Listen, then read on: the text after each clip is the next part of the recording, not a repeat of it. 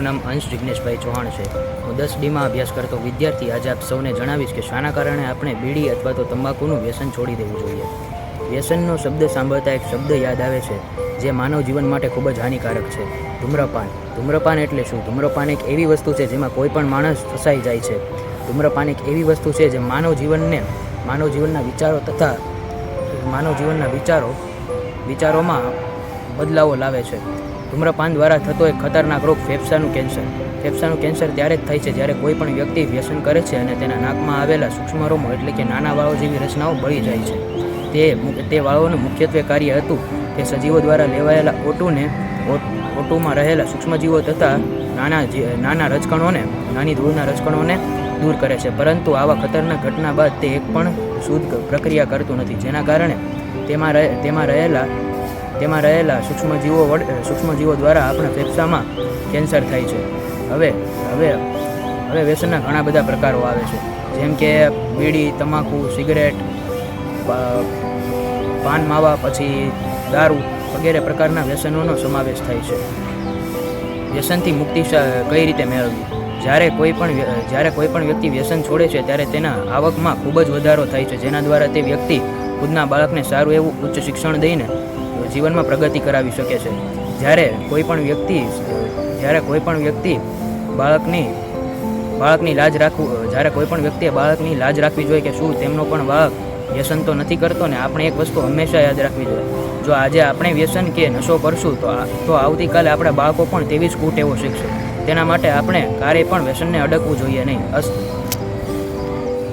Good morning everyone, નમસ્તે। મારું નામ આનંદી રાજેશભાઈ વાઘેલા છે। હું ધોરણ 10ડીમાં અભ્યાસ કરતી વિદ્યાર્થીની છું। હું તમને ભારત દેશના બંધારણ વિશે થોડીક માહિતી આપીશ। આપણો દેશ ભારત 15 ઓગસ્ટ 1947ના રોજ આઝાદ થયો હતો, પરંતુ દેશને સરખી રીતે ચલાવવા માટે દેશની પાસે કોઈ નિયમ, કાયદા કે કાનૂન ન હતા, જેને લીધે દેશને સરખી રીતે ચલાવવા માટે બંધારણ ઘડવામાં આવ્યું હતું। બંધારણ સભામાં ડૉક્ટર બાબા સાહેબ આંબેડકર, કનૈયાલાલ મુનશી, ડૉક્ટર રાજેન્દ્ર પ્રસાદ તેમજ મહિલા સમિતિઓમાં સરોજિની નાયડુ અને વિજયલક્ષ્મી પંડિત વગેરે જેવા સભ્ય સમિતિઓ હતા। બંધારણ સભાના ખરડા એટલે કે મુસદ્દા સમિતિના અધ્યક્ષ તરીકે ડૉક્ટર બાબા સાહેબ આંબેડકર હતા, જેને આપણે બંધારણના ખરડા સમિતિના અધ્યક્ષ તરીકે જાણીએ છીએ। જેમનો બંધારણ વખતે વિશેષ ફાળો રહ્યો હતો। બંધારણના કાયમી અધ્યક્ષ તરીકે ડૉક્ટર રાજેન્દ્ર પ્રસાદ હતા। બંધારણ સભાએ બંધારણને 2 વર્ષ 11 માસ 18 દિવસમાં સંપૂર્ણપણે પૂર્ણ કર્યું હતું। બંધારણ સભાએ બંધારણને 26 જાન્યુઆરી 1950ના રોજ અમલમાં મૂક્યું હતું। આથી જ આપણે દર 26 જાન્યુઆરીએ પ્રજાસત્તાક દિવસની ઉજવણી કરીએ છીએ। ભારત દેશનું બંધારણ વિશ્વનું સૌથી મોટું લેખિત બંધારણ છે। બંધારણ આપણને મૂળભૂત ફરજો તેમજ અધિકારો વિશે જણાવે છે। બંધારણમાં કુલ 6 અધિકારો આપવામાં આવેલા છે, જેમ કે શોષણ સામે વિરોધનો હક, સમાનતાનો હક, સ્વતંત્રતાનો હક અને ધાર્મિક સ્વતંત્રતાનો હક।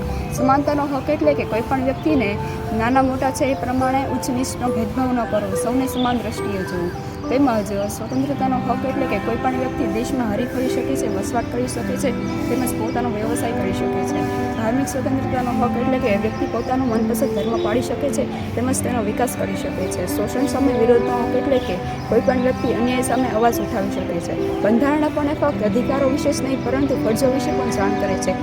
બંધારણ સભામાં કુલ 11 ફરજો આપવામાં આવેલી છે, જેમ કે માતા પિતાએ પોતાના બાળકને મળતું ફરજિયાતપણે શિક્ષણ અપાવવું જોઈએ, સ્ત્રીના ગૌરવને હાનિ પહોંચે તેવા કાર્યો ન કરવા જોઈએ, દેશની એકતા અને અખંડતા જાળવવી જોઈએ, દેશનું સાર્વભૌમત્વ વિકસે એવા કાર્યો કરવા જોઈએ, હિંસાનો ત્યાગ કરવો જોઈએ, તેમજ કાયદાઓનું પાલન કરવું જોઈએ વગેરે જેવા ફરજો આપવામાં આવેલી છે, જેનું આપણે પ્રામાણિકપણે પાલન કરવું જોઈએ। અસ્તુ।